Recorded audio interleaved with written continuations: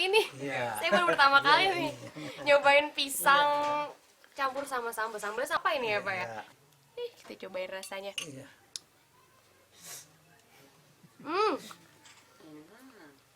Pisangnya sih nggak terlalu manis ya, sekan ya. Terus sambalnya itu asin-asin campur pedas jadi seger. Seperti yang dijelaskan oleh Bapak Kletus sebelumnya, kedatangan seorang tamu seperti saya harus didoakan dengan menyembelih satu ayam. Dan inilah ruangan inti dari rumah adat ini, di mana sering diadakan ritual adat dan juga dapur untuk masak dan kamar untuk tidur. Prosesi pun dimulai. Puzili Jakarta, Puzili TV1. Dia ada mai kono, dia genua gursina. Dia ada mai ne ate bila, ne ate rika.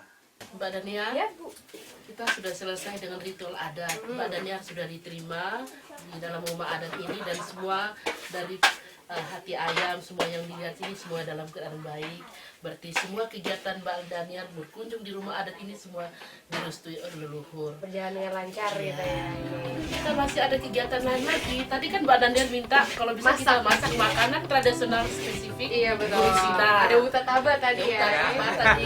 Mari. Ayo kita masak di luar aja.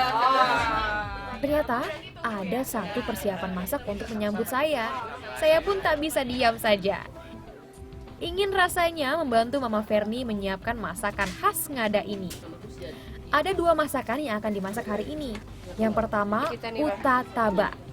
Jadi yang utamanya di utataba ini beras jagung. Beras jagung. Terus ini juga ada Ini beras jali. beras jali. Saya baru lihat nih beras jali. Jadi pada dasarnya masakan utataba sebenarnya masakan bubur. Iya. Tapi berasal dari jagung. Semua dimasak menjadi satu. Utataba merupakan makanan khas tradisional Kabupaten Ngada, khususnya etnis Bajawa. Bisa dipegang. Pergeseran waktu dan nilai Masukkan. membuat makanan ini mulai ditinggalkan. Utamanya karena ada anggapan dari sebagian masyarakat makanan ini adalah makanan golongan menengah ke bawah. Dahulu, nenek moyang Bajawa sudah menciptakan menu makanan utataba ini sebagai makanan keseharian mereka dan menanam sendiri bahan-bahan pangannya di sekitar tempat tinggal mereka. Bahan yang pertama adalah beras jagung. Beras jali direndam lalu direbus bersama jahe dan daun pandan. Setelah setengah masak, masukkan kacang tanah dan kacang tali lalu direbus sampai matang.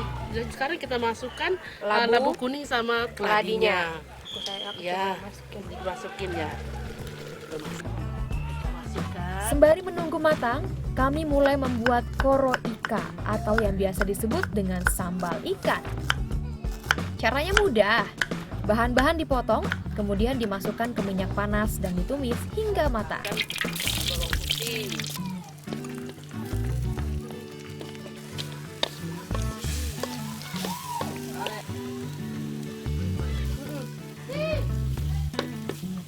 Air untuk menambah aroma. Kita bisa. Luar biasa. Mange. Ini sudah matang, kita bisa diangkat. Jadi kayak sayur kali ya nih lebih. Wah, ini dia nih utatabanya udah jadi. Jadi kelihatannya sih seperti sayur ya. Warnanya cantik, ada hijau, kuning, Ada putih, merahnya juga. Iya. Yes. Wah, tak terasa sore hari pun tiba. Masih ada satu masakan lagi yang akan kami buat. Nih menu khas ini ayam yang dibakar dalam bambu gitu ya. Iya. Jadi bahasa tradisionalnya, bahasa daerahnya ayam po manu. Bawang putih, bawang merah, jahe, daun jeruk, cabai merah dan garam diracik menjadi bumbu. Bumbu ini dengan potongan ayam lalu dimasukkan ke dalam bambu. Ditambahkan sedikit air lalu disumbat dengan daun serai. Kemudian dipanggang di atas bara api sampai airnya menguning. Masuk aja ini nih.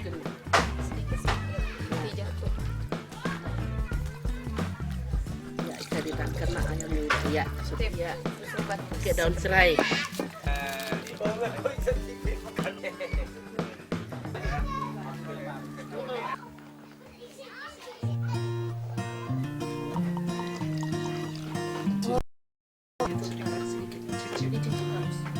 Ketika malam tiba, masakan pun sudah siap dihidangkan. Semua nilai gizi sudah terkandung di dalam semua makanan ini. Karbohidrat ada dalam masakan utataba, yakni dari beras jagungnya. Lalu protein hewani dari ikan asin, nabati dari kacang-kacangan, dan mineral dari daun kelor dan labu kuning. Sekarang tadi kan di dalam kita sudah ada ritual dulu ya Pak ya, sudah diterima, sudah memberi makan ke leluhur juga. Baru setelah itu kita mulai makan masakan utama yang tadi kita masak nih. Ayo dong. Ayo Pak. Bareng-bareng. Cuma nggak apa-apa deh. Gimana rasanya Mbak Daniar? Jadi satu semuanya. Kalau untuk rasanya, karena tadi juga cuma pakai jahe ya, Nek? Iya. Ya itu rasa yang saya dapat di sini itu hasil dari campuran kacang-kacangan dan juga beras jagungnya tadi, dan itu bener hasil rendamannya jadi bikin jagungnya itu nggak keras, teksturnya lembut. Iya. Kalau yang ini nih, apa ini tadi sambal ikan asin harus pakai ini, jadi rasanya ada pedas ada asinnya juga. Selera asal istimewa.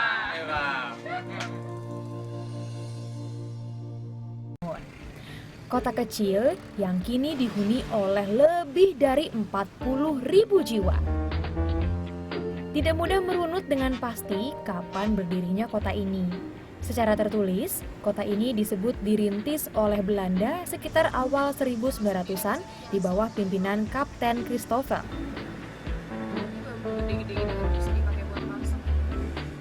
Setelah menguasai Larantuka dan Sika, Belanda mengadakan aksi militer untuk menguasai wilayah Ende, Ngada, dan Manggarai. Lokasi Bajawa yang terletak di dataran tinggi membuat kota ini memiliki alam yang sejuk dan dingin. Tak jauh dari jalan utama Bajawa, saya menemukan lokasi berkumpulnya warga Bajawa. Apalagi kalau bukan pasar tradisional. Pasar tradisional sangat sederhana dan terkenal sebagai pasar terbersih di Indonesia Timur. Saya pun larut dengan suasana di pasar ini. Dengan ramah, mereka tidak hanya bertransaksi barang, namun juga cerita. Kalau ini siapa namanya? Ini Ibu Agnes. Agnes, yang ini? Ibu Monika. Agnes Monika.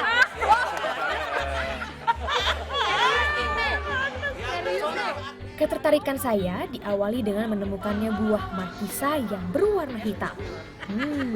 Ibu, itu lagi markisa. Markisanya warna hitam sih, Bu. Satu biji berapa nih? 1.000. Murah sekali. Ada asam dikit, manis-manis asam.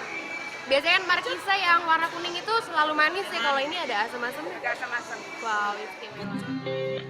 Komoditas dari sayur hingga buah tampak segar karena dipetik atau dipanen langsung dari kebun yang lokasinya tak jauh dari pasar. Yang sangat populer di pasar ini yaitu cabai rawitnya yang kecil-kecil tetapi bisa langsung membakar lidah. Ini sebutannya itu lombok gila atau cabai gila karena saking pedesnya. Bu, saya mau beli 5.000 aja ya, Bu ya. Saya pun penasaran ingin merasakan seberapa pedasnya cabai forest ini. Cabai rawit sudah di tangan, saatnya cari gorengan. Bu, beli gorengannya 10.000 aja. Campur ya Bu, ini tempe sama tahu. Kalau Ibu ikut bareng sini ya Bu ya. Cabai Flores. Oke, saya ya Bu ya kalau gitu. Cabai.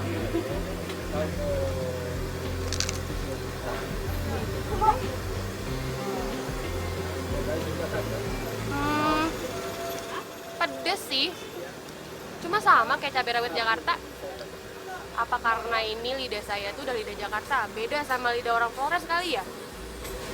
Kalau gitu saya mau tambah cabai lagi.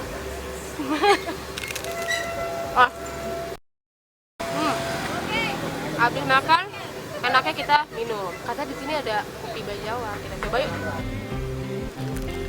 Sebagai salah satu daerah penghasil kopi, tak pelak warga Bajawa akrab dengan minuman kopi Arabica yang harum dan nikmat. Kopinya 1, gulanya 2. Itu rasanya enak.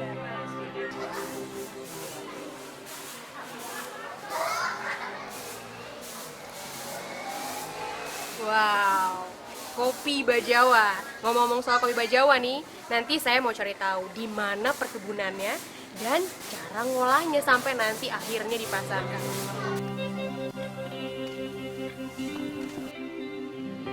Langkah kaki saya menuntun saya menuju ke sebuah desa yang jaraknya sekitar 15 menit dari Pasar Bau-Bau, yaitu Desa Bejawali. Di sini, saya bertemu dengan Bapak Egil. Ia akan menjelaskan pada saya bagaimana proses pengolahan kopi Bajawa.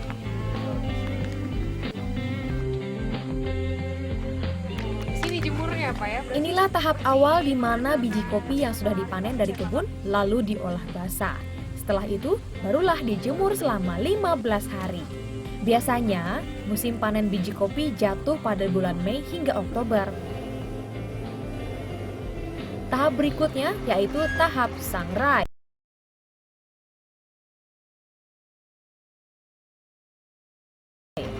Tinggal abis goreng langsung proses Iya, mol. pembubukan. Jadi ini dia nih, sudah melewati beberapa proses, akhirnya jadi bubuk yang siap di packing. Tahap terakhir adalah pengemasannya. Saya pun tak sabar untuk merasakan hasil proses pembuatan kopi Bajawa ini. Oh, ada berapa kemasan Pak? Di sini ada 2 kemasan, ukuran besar dan ukuran kecil. Kalau untuk minumnya Pak, saya mau rasain di sini, kita boleh gak?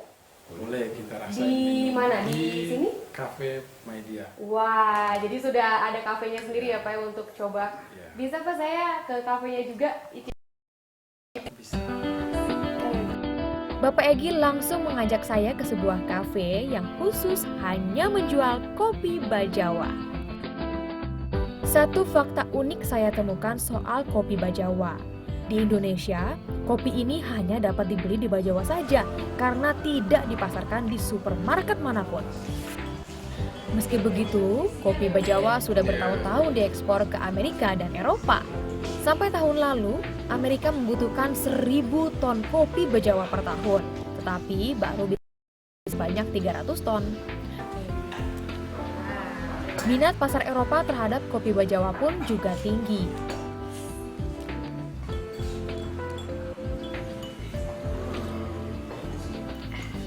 Nah, ini dia nih kopi Bajawa yang tadi kita sudah lihat prosesnya. Rasanya nggak kalah enak dibandingkan kopi-kopi yang udah terkenal di Indonesia. Ada kopi Aceh, kopi Toraja, kopi Bajawa lebih istimewa. Namanya The Flavor of Laga Lizu gitu ya Pak. Rasanya sudah melebihi angkasa. Wow.